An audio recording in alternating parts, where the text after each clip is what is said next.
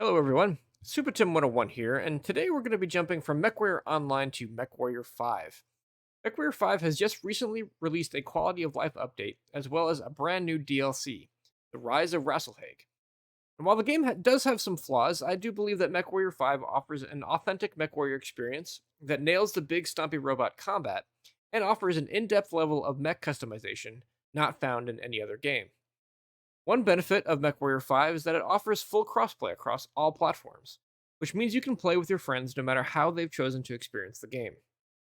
With the new DLC, I've noticed quite a few players popping into various Twitch streams and putting questions on YouTube, on all asking a similar question. I've also had a chance to play with some co op games with some friends, and likewise noticed some of the same issues popping up. So I wanted to do a brief intro to some of the basic mechanics of the game, as well as to give a few tips that will hopefully make the game more enjoyable. The first thing I want to talk about is movement. I think the game does a decent job of introducing you to the basics of mech movement, but it may take a bit to really get a feel for the intricacies of your big stompy robot. Since MechWarrior resembles a first or third person shooter, many people may have a different muscle memory of how movement works when they first start playing. But there's no sidestepping or strafing in MechWarrior, at least not in the same way as you'll find in Call of Duty or Overwatch. Therefore, there's no shortcuts to learning movement. It's simply a matter of diving in, getting a feel for it, and developing a new muscle memory. The biggest thing to be aware of is that your torso moves independently of your legs. The game provides a little arrow on your minimap to show you which direction your legs are facing. Gotta keep an eye on this arrow, as it is critical information when you're in combat and you need to maneuver around your enemies. Think of your mech like a tank. Your torso is your turret, and your legs are your treads. Thankfully, the mech starts you out with a very solid mech that is great for learning the basics, as well as some more advanced tactics. And that is this Centurion, the Centurion Alpha. The standard Centurion actually offers you some long range with LRMs, as well as mid and short range with your AC-10 and medium lasers. It's a solid performer that you can actually use pretty deep into the game. What I like about the Centurion is that it has a shield arm on its left side, which can help us demonstrate a key element of battle mechs in Mechwarrior, which are components. You'll notice that mechs actually have 8 different components instead of having just a singular health pool. Each component has its own armor and structure health and can be destroyed individually. Your weapons and equipment are contained in these components, and if one gets destroyed, the weapons in those components are also destroyed. Which brings us back to the Centurion and its shield arm. Since your hit points are spread across those 8 components, you want to spread your damage across your whole mech as much as possible. Or in the case of the Centurion, use that shield arm to absorb as much damage as possible as well. You do so by torso twisting when taking fire. With the Centurion, you fire, and then twist, and then fire, and then twist. Gotta keep this in mind with every mech that you pilot. You don't stare at your enemy, as they'll be able to isolate a component and destroy it. Always twist back and forth when the enemy is focusing on you.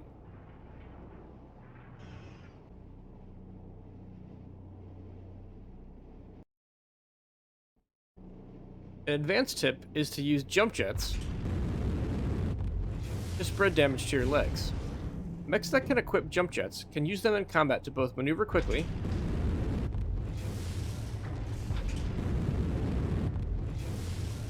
as well as to make the enemy accidentally hit your legs. Since your torsos are prioritized by your enemy, your legs will often only receive glancing blows, so you should be able to spread more damage to them by jumping while taking fire. Also, jump jets can be used to quickly turn by doing a pirouette maneuver. You jump in the air, you turn your legs to where you want them to go, and then you drop down, and then you take off running.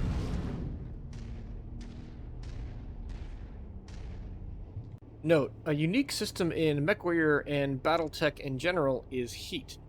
Your weapons and jump jets generate heat, some weapons more than others. Ballistics will generate less heat, missiles tend to generate a moderate amount of heat, and lasers, and especially particle cannons or PPCs, generate a massive amount of heat. This is a system that balances how many weapons you can fire in an alpha strike. A mech can't run a ridiculous amount of weapons without a downside. And if you put a bunch of lasers or PPCs on a mech without proper cooling, you will overheat and shut down.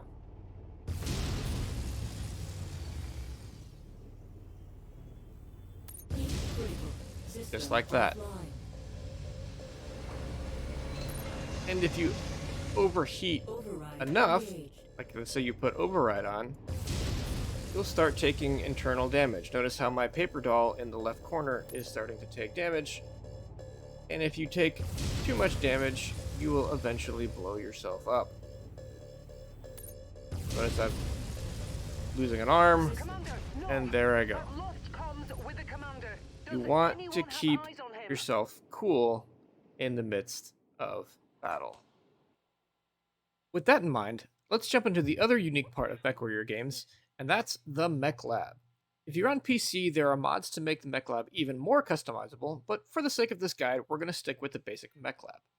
Each mech has specific hardpoints in their components that can equip weapons or equipment.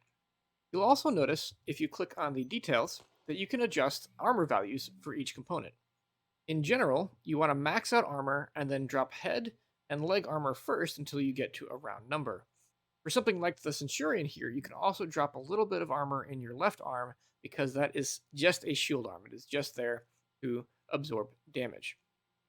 You'll probably want to change stock armor values to maximize your survivability. Also notice that your side torsos and your center torso has rear armor as well. So that if you take back shots, it doesn't go to your front, it actually goes to your back and will eventually take off the armor for your back. However, since you'll usually be facing forward towards your enemy, your back armor doesn't have to be super high. In fact, I would say the armor values here on the Centurion are about where you want to keep them, although you'll find some of these a lot higher on assault mechs or heavy mechs. You'll probably want to lower those.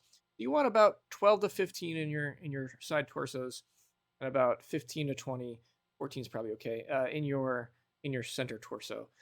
If you're a brawler, you might want just a tad more. A brawler meaning that you're in the fight, frontlining right next to people much more often. And the reason for that is because enemies will likely be able to get behind you or circle strafe you, shoot you in the back more often. So you might need a little bit more armor in your rear if you're up close and personal. You'll also need to add heat sinks to your mech. We just saw that heat is a big problem, because if you don't have heat sinks, you'll end up like that awesome and blowing yourself up. You'll start out just finding single heat sinks, and as the game progresses, you'll be able to get more and more double heat sinks. So we're going to drop a single heat sink here, put on a double heat sink just so you can see it. Double heat sink gives you more capacity, more efficiency, but it takes up 3 slots. So quickly, let's talk about these slots here. Each piece of equipment takes up several slots, 1 or more, and these are called crit slots. And if you are getting shot by a machine gun or a missile launcher with several missiles that come out, and your armor is gone and they're just hitting your structure, they have a chance to critical hit one of your pieces of equipment and blow it up. And so this takes three crit slots, so it can more likely to get critted. But it is so much better, honestly, than a single heatsink. So what I would do with this particular mech is look at the ammo. 880 rounds is probably too much for LRM, so I'd probably drop one of those and max the armor. And look at what we got here. We probably can go down to 20 on the head. Try to max these out a little bit. Oh, looks like we're missing some here. And then drop a little bit in the arm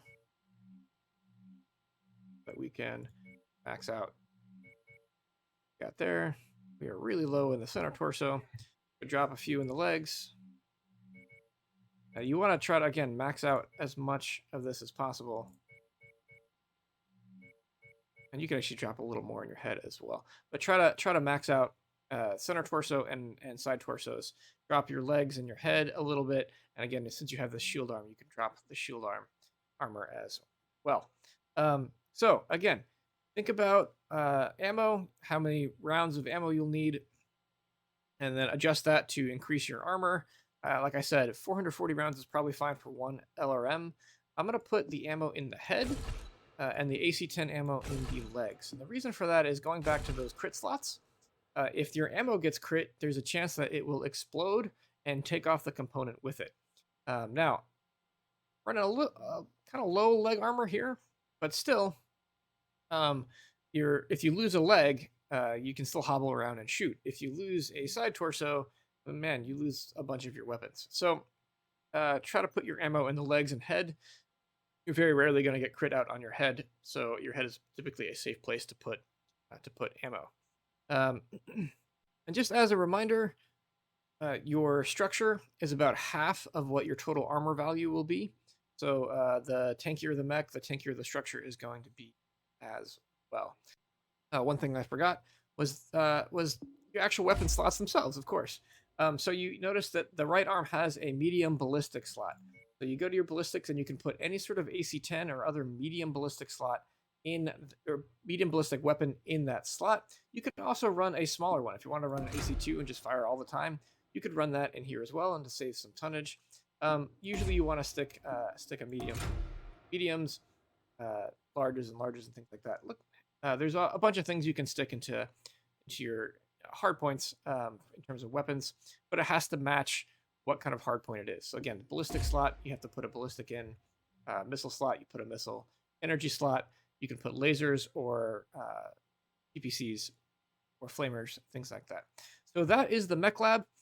It's a little bit of a mini game by itself. The biggest thing is I would adjust those stock armor values to put as much armor on your mech as possible, and as well as a lot of the stock loadouts are not great at heat management, so maybe drop a ton or two of ammo here and there and put more heat sinks in. So that is the mechlab. Let's look at some gameplay and put it all together. So I want to show this one because I'm attacking this hunchback. You notice I target his right torso immediately, because for hunchbacks, you know that that is where most of their weapons are. Regardless of which hunchback you're fighting, their AC-20 is going to be in their right torso, or like in this 4P, all of his lasers are going to be in his right torso. So I take off his right torso first, and there you saw me twist there, should absorb the laser fire with my my left arm, twisting some more damage from the crab. Able to isolate his torso, and there you go, center torso done. And we're gonna go next to the crab, I believe. And by the way, this is on the Centurion Yenlo Wang, which is the hero mech of the Yenlo Wang. The crabs are really cool because they are fairly tanky because they can spread damage really well across their center torso and side post. But I'm just taking a back shot there. I already drilled through his armor. Kind of spread damage, although he had a pretty good shot at me there. Melee. Yeah, so that shot right there, autocannon shot, spread all over his center torso and side torso, so it wasn't able to kill him with that shot, even though it was a lot of damage coming. So that was the combat with those two guys. Again, this is the Yenlo Wang, which is the hero variant of the Mechwarrior. And if you are interested in learning more about the Yenlo Wang, I've got a video from Mechwarrior Online about that. But this one demonstrated a little bit of that torso twisting to use that shield arm, as well as isolating.